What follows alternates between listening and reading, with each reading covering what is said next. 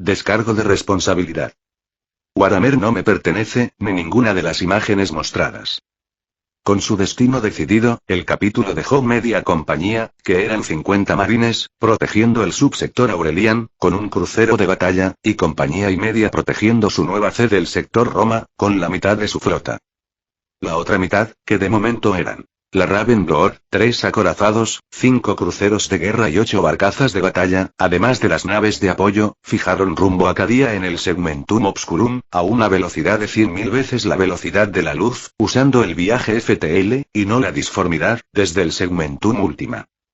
La pequeña nave cápsula de Ragnar podía alcanzar una velocidad de crucero de 13.000 veces la velocidad de la luz, pero al actualizarla con una mejor fuente de energía, y la tecnología del Imperio, hubo un aumento de potencia, de casi 10 veces. Tomando en cuenta que atravesar la galaxia en un viaje disforme, tomaba un año en promedio, siempre que no hubieran contratiempos inesperados, ataques de demonios en la disformidad, o a algún navegante se le cruzaran los cables y te echara a un nido de demonios, esta era una velocidad realmente buena. Los viajes disformes eran muy peligrosos, y si a los dioses del caos se les antojaba, simplemente te negaban el paso, como en este caso, que Cadia estaba rodeada de tormentas disformes, que hacían casi imposible fijar el rumbo hacia allí, deteniendo incluso las comunicaciones. Si una flota se lanzara hacia Cadia, en estas condiciones, y usando la disformidad como medio de viaje, tendrían suerte, si la mitad de sus naves llegaran. En cambio, con el viaje FTL, el único riesgo que corrían, era caer en una grieta disforme abierta al azar en su camino, y para eso, sus naves seguían teniendo motores disformes, y campos Heller para salir de allí al momento. Con el viaje FTL, siempre y cuando hubiera gente competente en la navegación, y no se llevaran por delante un planeta, o una estrella, todo estaría bien, algo que era muy fácil para ellos, teniendo sensores que cubrían un sistema estelar completo, y si su potencia se enfocaba 45 grados al frente, esta cobertura se triplicaba. En conclusión, los dioses del caos tenían los días contados, una vez que despertara el primarca y las naves del imperio, fueran actualizadas al sistema de viajes FTL, y las comunicaciones tiránidas. Con el rumbo fijado, Cadia estaba a más de cuarto de galaxia de ellos, y esperaban llegar en 3 meses, el mismo tiempo de viaje promedio por la disformidad, pero sin los riesgos que se corrían al usarla. Y Cadia, oficialmente conocido como Cadia Prime, era un planeta terrestre, similar a la Tierra. Clasificado como el mundo fortaleza más importante del Imperio del Hombre por el Administratum. Cadia es el cuarto mundo del sistema Cadio, y su superficie contenía una amplia variedad de tipos de terreno y ecosistemas, incluidas tundras congeladas, llanuras templadas, páramos azotados por el viento y los grandes bosques nativos de árboles Axel. Cadia custodia la única ruta navegable conocida hacia, y desde la enorme grieta disforme conocida como el Ojo del Terror, un pasaje llamado la Puerta Cadiana. La peligrosa proximidad del mundo al Ojo del Terror obligó a los habitantes de Cadia a fortificar fuertemente el planeta. Cadia siempre fue el primer objetivo de las cruzadas negras del Señor de la Guerra del Caos, Abaddon el Saqueador. Estos eran los asaltos masivos que las fuerzas del caos lanzaban cada pocos siglos terranos desde el Ojo del Terror en un intento de escapar de la Puerta de Cadia e invadir el Imperio, como hicieron durante la herejía de Horus. El entorno natural de Cadia era muy similar al de Terra hace milenios, con un vasto océano que cubría el 70% de la superficie del planeta. La masa terrestre del mundo se dividía entre bosques de pinos increíblemente densos y vastos glaciares. El planeta era ligeramente más frío que la mayoría de los mundos habitados por humanos, pero no hasta el punto de afectar negativamente las condiciones de crecimiento. Poblada antes del inicio de la era de los conflictos por una rama de la humanidad que finalmente cayó en la adoración de los dioses del caos y jugó un papel importante en la corrupción final de las legiones de marines espaciales, Cadia fue repoblada en algún momento a principios del 32º milenio por humanos leales del Imperio. El paisaje del mundo estaba salpicado de extraños monolitos negros compuestos de la sustancia arcana llamada piedra negra que era de claro origen Xenos, conocidos como los pilones de Cadia. Estos dispositivos fueron construidos por los Necrones hacía millones de años estándar para hacer que el mundo fuera inmune a las energías psíquicas de los antiguos, ya que fue el sitio de una antigua base militar necrona durante la guerra en el cielo. Después de la formación del Ojo del Terror al final de la era de los conflictos tras el nacimiento en la disformidad de Slaanesh, los pilones de Cadia actuaron para mantener la grieta de la disformidad bajo control y proporcionar un pasaje navegable hacia el espacio imperial desde la llamada la Puerta de Cadia.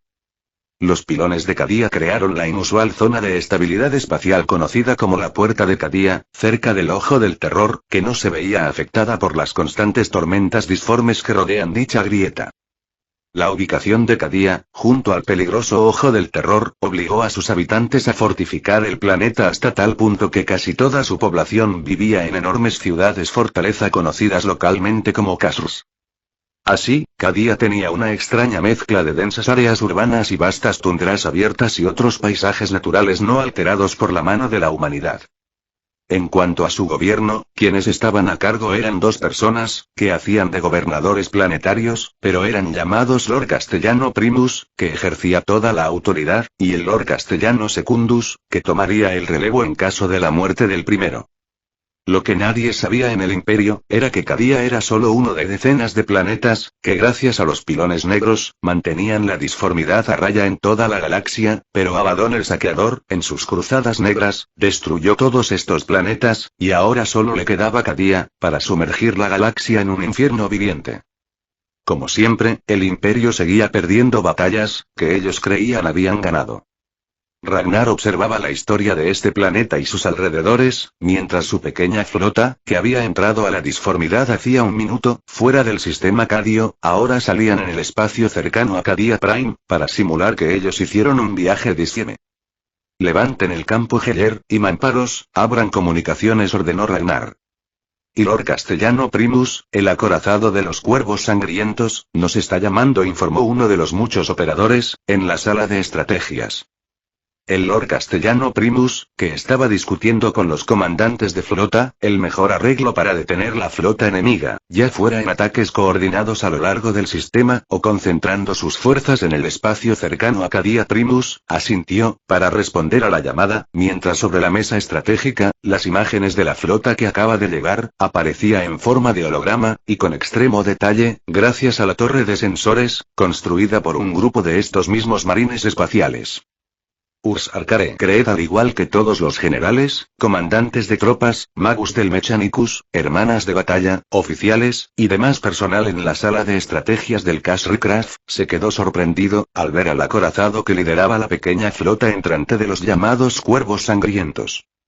La nave era un acorazado que se acercaba a los 25 kilómetros de largo, unas 4 veces más grande que un acorazado de la flota, aunque no tanto como las naves de los grandes magus del Mechanicus que llamaban naves Ark, pero esas naves de por sí, eran en extremo raro de ver. Es un acorazado clase Gloriana, de la Gran Cruzada, informó un operador, mientras un holograma que mostraba a un marine espacial en un trono del puente de mando de lo que de seguro era este acorazado, apareció sobre la mesa.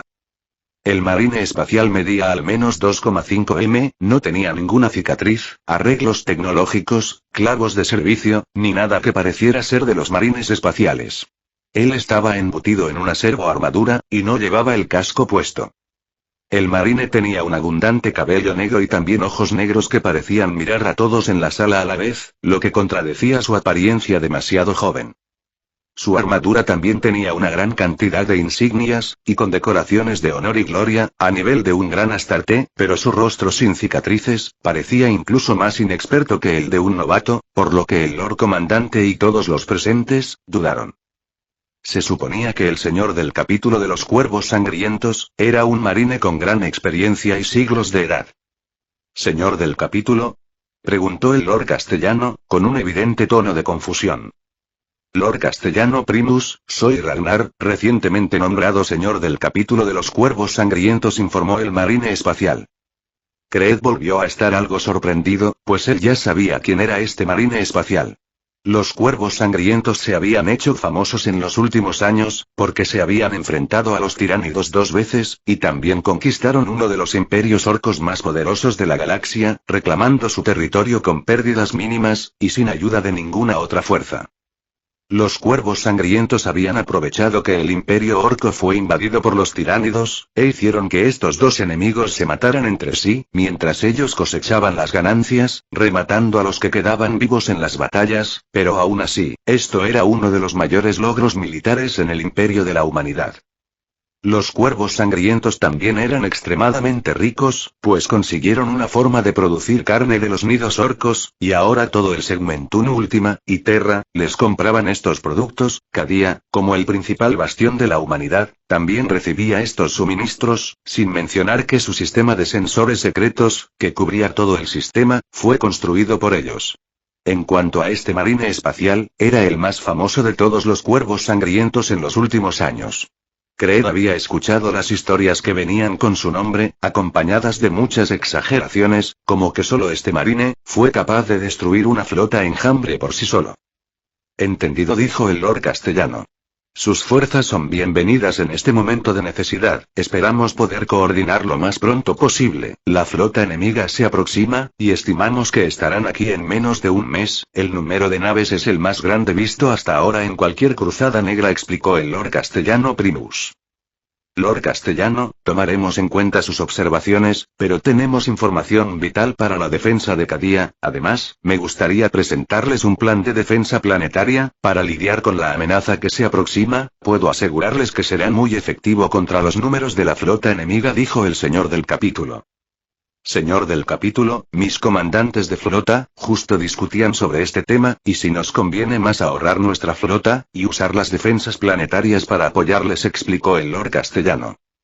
Entonces pido permiso para desplegar a mis compañías de batalla, y unirme a ustedes en la sala de estrategias. Como dije antes, tenemos información vital para compartir, dijo el señor del capítulo, y en la mesa de estrategias, aparecieron varios puntos de interés, que eran fortalezas por todo el planeta, y una operación de despliegue, donde los cuervos sangrientos enviarían a unos 10 marines, una escuadra completa, a cada uno de estos puntos.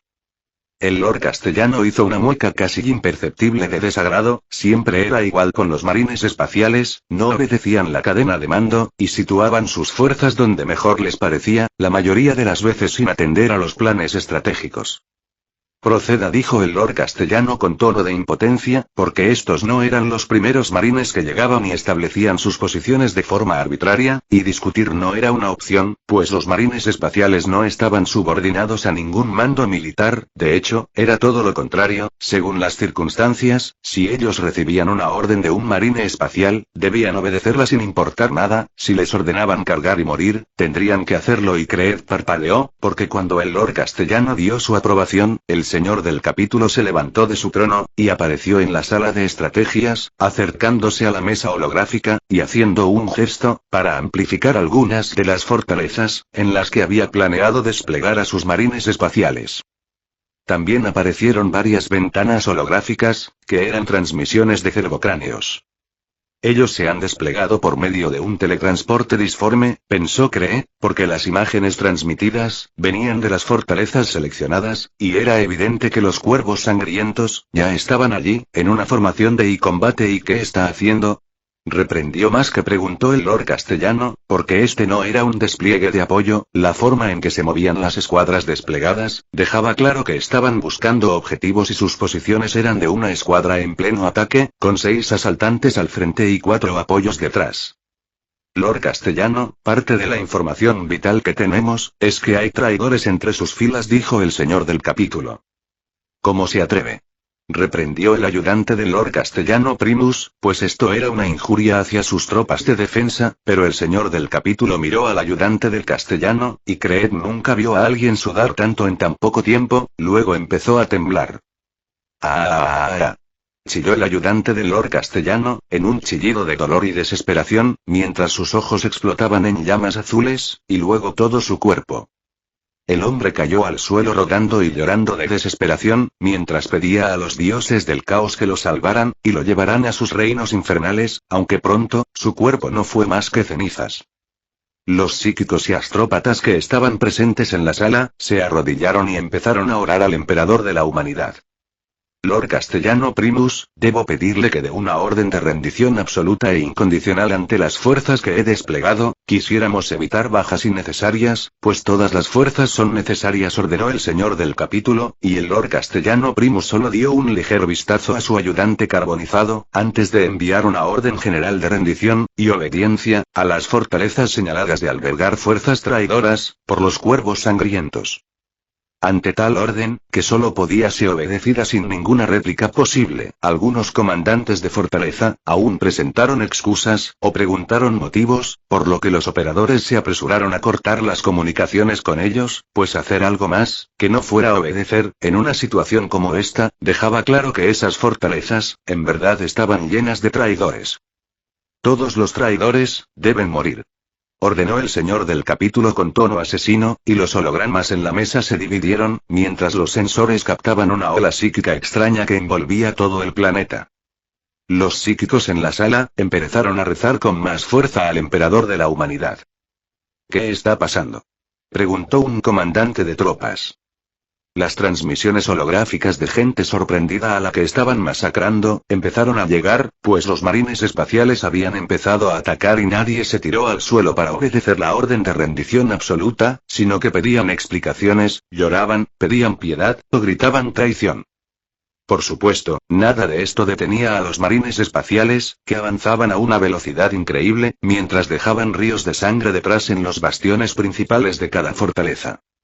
Creed miró con algo de espanto, pero no por la masacre, de hecho, él lamentaba que esos traidores no fueran capturados para darles un castigo ejemplar y no una muerte rápida. Creed estaba espantado, porque viendo el número de traidores, y todas las fortalezas que habían invadido, estando presentes en tales números en los bastiones principales, que eran los centros de comandos de estas fortalezas, el daño que podían causar al decidir rebelarse, podría ser la derrota definitiva de todas sus fuerzas de defensa y la caída de Cadía. Esta comprensión provocó la ira de Cree, que miró al señor del capítulo con decisión. Señor del capítulo, desplegaremos fuerzas de apoyo, intervino Cree, y los asombrados generales y comandantes también reaccionaron en este momento, ofreciendo sus fuerzas para exterminar a los traidores, pero el señor del capítulo negó con la cabeza. No es necesario, mis fuerzas son suficientes, más operativos podrían complicar la situación, y verse afectados por las fuerzas del caos, dijo el señor del capítulo con calma. Capitanes, tenientes, sargentos, están siendo demasiado lentos, sepárense, ordenó. Los hologramas se dividieron, y era evidente que cada marine espacial se fue por su propio lado. A pesar de que los marines se dividieron, y de que los traidores comprendieron que estaban siendo masacrados y que si no se defendían igual morirían, por lo que empezaron a disparar y a hacer todo lo posible por defenderse, los marines siguieron avanzando sin detenerse o disminuir su velocidad, mientras sus vólteres disparaban sin fallar, y sin parecer necesitar ninguna recarga. La mayoría de traidores no tuvo tiempo a reaccionar, y fueron pillados mientras comían o estaban en su descanso, desarmados, pero otros fueron pillados en fortalezas subterráneas en medio de rituales oscuros, donde había psíquicos y demonios en rituales herejes, que chillaban mientras se quemaban vivos en llamas azules, y luego fueron rematados por el fuego de los vólteres, y explotados en pedazos. El emperador protege. Sentenció el señor del capítulo con tono frío, como única explicación de lo que estaba sucediendo. El emperador protege. Dijeron todos los presentes. Y Ragnar, que era responsable del ataque psíquico, que quemó las energías disformes del caos que había por allí, no explicó nada. Los bichos disformes que pertenecían al caos arderían por todo Cadía, y sus adoradores serían ejecutados. Ellos estaban a ojos de Ragnar, que cubría todo el planeta con su poder psíquico, y había desplazado la omnipresente presencia de los dioses del caos y su influencia, pues todo su poder llegaba desde la disformidad, y el de Ragnar estaba en la realidad. No había forma en la que pudieran hacerle frente, y si sacaban sus garras de la disformidad, Ragnar no dudaría en dejarlos mancos. Ragnar sabía que en esta batalla estarían también los necrones, merodeando por allí, por lo que él estaría pendiente para capturarles, pues quería estudiarles, y también todo el capítulo. Ellos tenían una biotecnología suprema, que era la biotecnología tiranida, pero les faltaba desarrollo tecnológico en el área de las máquinas. No era que no tuvieran conocimientos en esta área, pero la tecnología de los necrones era algo que literalmente fue creado por dioses de la realidad. Para obtener este tesoro, el clon de Ragnar ya andaba explorando la superficie del planeta, y también varias escuadras de exploradores. En el pasado, los Necrones mantuvieron una guerra con los Celestiales, y era extremadamente difícil que los poderes psíquicos tuvieran algún efecto sobre ellos, por lo que les era fácil pasar desapercibidos, aunque Ragnar mantuviera su poder psíquico sobre todo el planeta. Pero ahora, gracias a los traidores, Ragnar tenía una excusa para que sus fuerzas de exploración vagaran por todo el planeta, y en cuanto algún Necrón apareciera por allí, había buenas posibilidades de atraparlo, y más cuando él sabía que si llegaban Necrones por allí, sin duda se acercarían a los mecanismos de control de los pilones negros, pero Ragnar solo podía tener este como un objetivo secundario, pues lo más importante, era que en esta línea de tiempo, Cadia no debía caer. Y Abaddon vio al último de sus miles de hechiceros que coordinaban un ataque de hechicería contra Cadia y sus defensores, para enloquecerles, derribar sus fortalezas y hacer que se mataran entre ellos, caer al suelo con fuego azul saliendo de sus ojos. Ahora todos estaban muertos, cuando esto debió iniciar el principio del fin para las fuerzas defensoras de Cadia, incluso antes de que su flota de exploración llegara. Abaddon no dijo nada ni entró en ira. Él no era su padre. Él podía pensar con claridad. Tal ataque, tal poder, solo pudo ser invocado por algún santo del emperador cadáver, y lo peor, no pudo ser casual, esto evidentemente fue una trampa. El enemigo ya sabía de este plan, y preparó un contraataque, que le había privado de una gran ventaja, pero al final, y sin importar que sus infiltrados fueran descubiertos, la caída de Cadia, seguía siendo solo cuestión de tiempo, y en este momento, su flota de vanguardia, era más que suficiente para diezmar la flota que protegía Cadia, luego él mismo avanzaría con su flota principal, y bombardearían la superficie del planeta, para desplegar su ejército de miles de millones. Cadia caería, los pilones de Cadia caerían, y el ojo del terror se extendería por toda la galaxia, iniciando el fin del imperio de la humanidad y del emperador cadáver. Pronto, los marines espaciales, sus hermanos, reclamarían su justo derecho a gobernar la galaxia, como siempre debió haber sido. Cadia era el último muro que él y sus hermanos debían derribar, y en esta cruzada negra, ellos emplearían todas sus fuerzas, por lo que la caída de una pequeña fuerza de infiltración, no significaba nada. Abaddon simplemente tuvo las fuerzas de infiltración y los hechiceros del caos en Cadia como un recurso, uno de millones de ellos, y en cuanto la flota de exploración se situara sobre Cadia, el poder de los dioses del caos, volvería a hacerse presente, para convertir toda su realidad en una pesadilla, su emperador cadáver, no podría salvarles.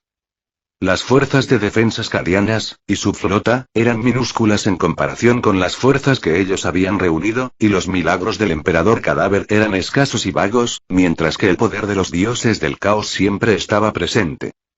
Y después de que las fuerzas infiltradas del caos fueran barridas, Ragnar, que era una de las 3 divisiones de sí mismo, que estaban actuando en este momento, se infiltró en los campos elíseos, que eran como los cadianos llamaban al lugar que tenía el mayor número de pilones cadianos, pero Ragnar no estaba en la superficie, sino por debajo de esta, en unas cuevas kilométricas, defendidas por las fuerzas de Cadia, y llena de sacerdotes del Mechanicus, pues en la cruzada negra anterior, Abaddon el saqueador, se había robado algunas fortalezas de piedra negra, y el Mechanicus temía que éste hubiese conseguido la forma de disparar su cañón disforme que se decía era capaz de destruir un planeta, por lo que el Mechanicus, junto a los cadianos, estaban usando los pilones para crear un masivo campo Geller, que sirviera de escudo ante esta nueva arma de los rebeldes. El problema, era que los pilones cadianos, eran tecnología de los Necrones que el Mechanicus no dominaba, además los traidores ya les tenían como objetivo. Sin embargo, los traidores habían sido purgados y el Mechanicus seguía trasteando con los aparatos y artefactos Necrones que controlaban los pilones de Cadia. Ragnar tampoco podía hablar con ellos y ofrecerles ayuda, porque estos sacerdotes Mechanicus eran de la facción ortodoxa, ellos no valoraban adquirir conocimientos por medio de la investigación científica, de hecho, denunciarían cualquier cosa parecida como herejía del más alto nivel, lo que esta facción del Mechanicus quería, era encontrar tecnología antigua y usarla, cualquier investigación que los llevase a desarrollarla por cuenta propia, no sería tolerada, y debía ser denunciada, por lo que Ragnar no podía tratar con ellos. Ragnar tuvo que mantenerse invisible, lo que dificultó su estudio de la tecnología Necron, pero pronto se infiltró en los cogitadores de los tecnosacerdotes y les creó una simulación del lugar, para que trastearan en ella, mientras él empezaba a estudiar todos los artefactos Necrones con la debida atención, pues de todas las tecnologías que hasta ahora los cuervos sangrientos habían robado, esta tecnología que era capaz de cerrar la disformidad, era quizás lo más valioso de todo lo que hasta ahora habían encontrado, pues que los dioses del caos metieran sus garras en la realidad, era un problema sin resolver desde hacía ya más de 15.000 años, pero el emperador de la humanidad, que se decía, iba contra los dioses del caos, se hacía el pendejo con el asunto, a pesar de que él ya debía saber que los necrones tenían esta tecnología. Si él se hubiera enfocado en sellar la disformidad, como hicieron los necrones en su guerra por la galaxia, contra los ancestrales, y que dio origen a todos estos artefactos, la herejía de Horus, quizás no habría sucedido, pues el principal apoyo de este, fueron los dioses del caos, y estos también causaron desastres por todos lados. Por eso, desde el punto de vista de Ragnar, sellar la disformidad, era la verdadera prioridad en la Gran Cruzada, no la telaraña. Pero a más de 15.000 años de la apertura del Ojo del Terror, la galaxia misma se había adaptado a esta anomalía, y ahora, cerrar esta grieta disforme de repente, de seguro mataría cientos de miles de millones de seres vivos por toda la galaxia, en especial a los psíquicos, que tenían una conexión muy fuerte con la disformidad, y enloquecían si esta era cortada de repente. De hecho, muchos usaban este punto débil en contra de los psíquicos, por eso, en el oficio Asesinorum, los mejores asesinos eran nulidades, pero no solo las nulidades podían enloquecer a un psíquico, los tiránidos aprovechaban la barrera dimensional que creaban, para aislar a los psíquicos de la disformidad, y hacer lo que querían con el imperio, que eran dependientes en todo sentido del poder psíquico, ya fuera para comunicarse a largas distancias, viajar por la disformidad, o plantear una defensa en condiciones. Por suerte para la galaxia, la mente enjambre era un bicho patético, que solo hacía ataques en masa, y si usaba alguna estrategia de infiltración, como los genes de Aler, era algo puntual, cuyo objetivo era un mero sabotaje de sus mundos objetivos y no una estrategia de conquista. Y Ragnar, otra versión de él, estaba lejos de Cadia, en el Segmentum Ultima, cercano al sistema Cryptus, el sistema de mundos fortificados que protegían el acceso al mundo natal de los ángeles sangrientos. Los tiránidos atacaban este sistema en primer lugar, para aumentar sus fuerzas y avanzar al sistema Baal. Los tiránidos ya parecían haberse cansado de tratar de darle un mordisco a los ultramarines, y este era su segundo intento de tomar la galaxia desde otro punto de entrada, que no fuera la frontera defendida por estos. En su último intento, habían llegado por su propio sector, y se toparon con él, por lo que fueron exterminados. Ahora, ellos habían ingresado al plano galáctico buscando una pelea con un enemigo diferente, pero desde que Ragnar y los cuervos sangrientos se habían robado su tecnología, y debido a su poder actual, los tiránidos ya no eran un enemigo para ellos, eran una mera tarea de limpieza. Ragnar estaba en una barcaza de batalla del capítulo, con algunos miles de tripulantes, y una guardia de 10 marines. La barcaza de batalla, a pesar de su nombre, no era una nave de apoyo, ni una fragata, era más un acorazado con esteroides, con enormes cañones para destrozar todo lo que se le pusiera enfrente, con más blindaje y poder que un acorazado, y con mucho espacio para cargar todos los equipos, para que una compañía de marines de asalto, y otras 2 de apoyo, pudieran ejecutar cualquier misión sin ningún problema. Una barcaza de batalla estaba hecha para soportar el fuego enemigo hasta que los marines que llevaba dentro se abrieran paso a tiros en las naves enemigas, y anularan la amenaza. Pero en caso de que el enemigo fuera demasiado numeroso, también tenía la capacidad para resistir el fuego enemigo, hasta que la nave pudiera ponerse a salvo, y regresar con refuerzos.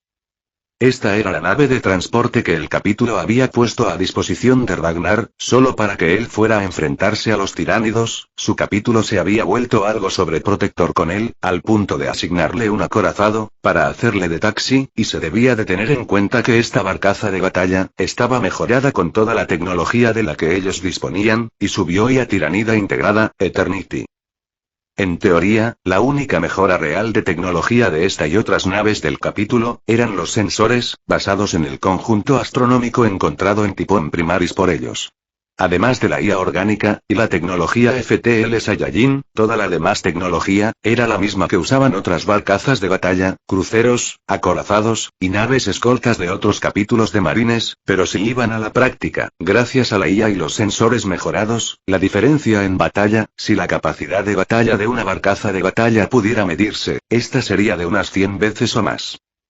Las armas de una barcaza de batalla normal, eran operadas de forma manual, las coordenadas eran calculadas a ojo, en sensores con capacidades horribles, los cogitadores eran meras calculadoras, por lo que se necesitaba una tripulación de decenas de miles de personas para operarla, y mientras todo este proceso ocurría, su propia barcaza de batalla, que solo tenía una tripulación de 2000 personas, ya estaría lista para disparar, y la IA por sí misma, ya habría calculado miles de coordenadas distintas, estableciendo blancos y zonas de disparo prioritario, calculando los puntos más eficientes para disparar, y recalculando en tiempo real, según el efecto que provocaran los primeros disparos. En cuanto a los escudos, la IA calculaba los impactos enemigos que recibiría, aumentando la eficiencia de los escudos en las zonas afectadas y debilitando los escudos en las zonas que no recibirían impactos. En los motores, la energía era redirigida para aumentar o disminuir la potencia de disparo, según los requerimientos de la batalla en curso, o aumentaba y disminuía la potencia del impulso de la nave, según las fuerzas que actuaran en ese momento sobre ella, dándole siempre la movilidad más óptima. Así, con los mismos motores, armas, escudos, y mucho menos tripulación, sus naves eran más eficientes que las del resto del imperio, que solo podían huir, cuando se enfrentaban a tecnologías realmente avanzadas, como las de los necrones. En cuanto al caos, ellos eran un fraude. El Mechanicus Oscurun era de forma literal, un montón de brujos. Si la mayor parte del Mechanicus de Marte, tenían un grave problema de ser fanáticos, retrógrados y renuentes a cualquier método de investigación científica, el Mechanicus Oscuro, directamente habían retrocedido a la prehistoria, y no había absolutamente nada de ciencia en lo que hacían, ellos eran completamente brujos, creando abominaciones demoníacas, su tecnología no era tecnología en lo absoluto, eran abominaciones disformes en toda regla. El cisma de Marte se había producido porque el Mechanicus Oscurun quería investigar más allá de los límites impuestos por el emperador de la humanidad y la cúpula de Marte, pero una vez se unieron al lado del caos, todo este entusiasmo por el avance de la ciencia, la tecnología y el conocimiento, se tornó en un fanatismo absoluto, y religiosidad extrema. Ellos se habían convertido en hechiceros del caos, especializados en trabajar el metal. Esta era la verdadera razón, de que en más de 10.000 años, el Mechanicus Oscurun siguiera igual que el Mechanicus de Marte, cuando se suponían que ellos estaban libres de cualquier restricción tecnológica, y podían crear IAs, máquinas inteligentes, usar los métodos de investigación científica para redescubrir la tecnología de la Edad Oscura, pero nada de esto pasó. En cuanto ellos pactaron con el caos, se olvidaron de este objetivo, y cayeron en la depravación, haciendo sacrificios y rituales, para crear abominaciones disformes, pues a sus ojos, y mentes retorcidas, esto era la ciencia que siempre habían buscado, aunque no tuviera absolutamente nada que ver. Al Mechanicus Oscurun, les había pasado lo mismo, que les pasó a los primarcas traidores que cayeron en el caos, ellos se convirtieron en criaturas depravadas, y sus mentes se distorsionaron hasta tal punto, que eran completamente irreconocibles de sus antiguos yo. El caos era la perdición para cualquier arma, y tratar con ellos, era buscar algo peor que la muerte, pues la muerte solo era un paseo por la disformidad para las almas, pero caer en el caos, era la pérdida de tu alma, mente, conciencia, voluntad, sueños y esperanzas, para retorcerte en la más absoluta depravación. Ragnar negó con la cabeza, teniendo esto en cuenta, era lógico porque se consideraba al caos como el mayor enemigo de la humanidad. En cuanto a los tiránidos que Ragnar ahora tenía al frente, él hizo un gesto con su mano, y un conjunto holográfico que cubría todo un espacio similar a un sistema, apareció enfrente de él, mostrando una flota tiránida, que se extendía por el espacio de un continente, con millones de naves. Estas eran parte de las mismas fuerzas tiránidas que ellos enfrentaron en su propio territorio, en el subsector Aurelian, la llamada flota tiránida Leviatán. En este momento, la flota tiránida estaba saliendo fuera del sistema solar, después de un viaje por distorsión gravitatoria, que era su método de desplazamiento por el espacio, aunque no era un buen método de desplazamiento, porque no funcionaba nada bien dentro de sistemas planetarios, por lo que los tiránidos salían de su navegación a las afueras de sus sistemas planetarios objetivos y avanzaban desde fuera. Este era un gran punto débil, que Ragnar estaba aprovechando, pues mientras la flota tiránida formaba filas fuera del sistema Kritus, Ragnar esperaba pacientemente a que todos estuvieran reunidos, para desaparecer a su flota entera. Ragnar querría llevarse toda esa biomasa con él, pero su flota no estaba disponible, cada día era una prioridad, y a pesar de que los tiránidos ya habían bloqueado toda comunicación con su barrera dimensional, una vez Ragnar les borrara de la existencia, esta barrera desaparecería, y él tendría que salir corriendo, para que las fuerzas de los ángeles sangrientos en el sistema fortaleza, no le descubrieran, así que no había tiempo para tomar el botín. Ragnar debía golpear, y salir corriendo. Hasta que el primarca no regresara, ellos tendrían muy poca libertad de movimiento, a menos de que quisieran iniciar otra guerra civil en el imperio de la humanidad, que no les convendría en lo absoluto. Por esto, Ragnar esperaba pacientemente en el vacío fuera del sistema solar, a que la flota estuviera lista. Los tiránidos no sabían que él estaba allí, en primer lugar, porque a pesar de que la barcaza de batalla tenía casi 7 kilómetros de largo, solo era una nave en la inmensidad del vacío del espacio, y en segundo lugar, porque la detección de peligro de los tiránidos era extremadamente mala, si no fuera porque el imperio competía con ellos en inutilidad en cuanto a flotas espaciales, eliminar a estos bichos antes de que tomaran tierra, sería realmente fácil. El problema para el imperio, era que los tiránidos casi les igualaban en el despliegue táctico espacial, y sus números eran absurdamente grandes, superando a las flotas imperiales en números superiores a los miles por cada nave imperial. Por esto, la táctica del imperio contra los tiránidos, el 90% de las veces, era aprovechar que los bichos eran comunistas, y usaban a los suyos como carne de cañón sin temor alguno, por lo que el imperio fortificaba los planetas, y sin importarles nada, los tiránidos se lanzaban de cabeza, usar un bombardeo orbital para aniquilar las fuerzas del imperio, jamás les pasaría por la cabeza a los tiránidos, mucho menos usar un arma de nivel exterminatus. Eso significaría a sus ojos, destruir su propia comida, pero si se veía desde el punto de vista estratégico, si los tiránidos les metieran el miedo en el cuerpo al imperio, usando algunos exterminatus en los planetas que estos convertían en fortalezas para detenerlos, entonces, no se quedaría el imperio sin una táctica efectiva para combatir a los tiránidos, y tampoco se atreverían a fortificar planetas por miedo a una destrucción absoluta. Por supuesto, el imperio no tendría nunca problemas como estos, porque la mente enjambre era comunista, y pensar en la estrategia al futuro era herejía, ellos solo veían lo que tenían al frente, y planeaban según lo que les tocaba en ese momento. Si Ragnar tuviera que dar su opinión sobre esta estrategia de los tiránidos, era que eran de mente cuadrada, a pesar de que en las batallas, la mente enjambre presumía de la inteligencia, pero Ragnar no consideraba que tener una mayor capacidad de procesamiento de datos fuera inteligencia, si fuera así, la palabra IA no tendría sentido alguno. Y Ragnar estuvo esperando a que los tiránidos se decidieran a avanzar hacia el sistema Kritus, lo que indicaría que ellos ya estaban listos, o que la mayor parte de su flota estaba ya en el lugar. Ragnar estaba observándoles desde algunas centenas de millones de kilómetros. Ragnar salió de la barcaza de batalla, y volando a una velocidad que superaba varias veces la velocidad de la luz, voló hacia la flota tiranida alcanzándoles en unos pocos minutos. Ragnar se detuvo a un par de miles de kilómetros de ellos, y comenzó a concentrar su energía, para luego lanzarles una bomba de ki, que explotó en el centro de su flota, cubriendo el diámetro de un planeta, y destruyendo el 99,99% de todas las fuerzas tiránidas. Los restos eran naves exploradoras, y una pequeña vanguardia de unas 100 naves que estaba alejada del diámetro de la explosión. Ragnar no persiguió a ninguna fuerza restante, lo que estaba al frente era un sistema con fortalezas por todos lados, si lo que quedó de las fuerzas tiránidas atacaba, ni siquiera lograrían aterrizar en uno de los planetas del sistema, antes de ser destruidos por completo, y las naves del Imperio, sin duda habían captado el alboroto, y sin la sombra de la disformidad presente, sus naves tendrían vía libre, por lo que ellos debían salir corriendo, antes de tener que explicar qué demonios habían hecho, y cómo provocaron una explosión en el espacio que cubría el diámetro de un planeta. Ragnar también contaba con que las pocas fuerzas de los tiránidos restantes, sirvieran de entretenimiento mientras ellos huían.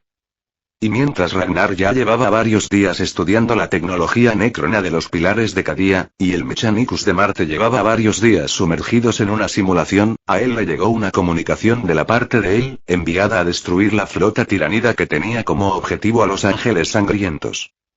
La misión había sido un éxito, los tiránidos ya no tenían vida en esta galaxia, como los orcos, ya se habían convertido en una amenaza menor para ellos, que era fácilmente localizable debido a sus números masivos, e igual de fácil para ser destruidos y eliminados. Ahora debían concentrarse en aprovechar esta oportunidad en que el caos concentraba sus fuerzas, para destruir a cuantos pudieran de ellos, y reducir su número e influencia.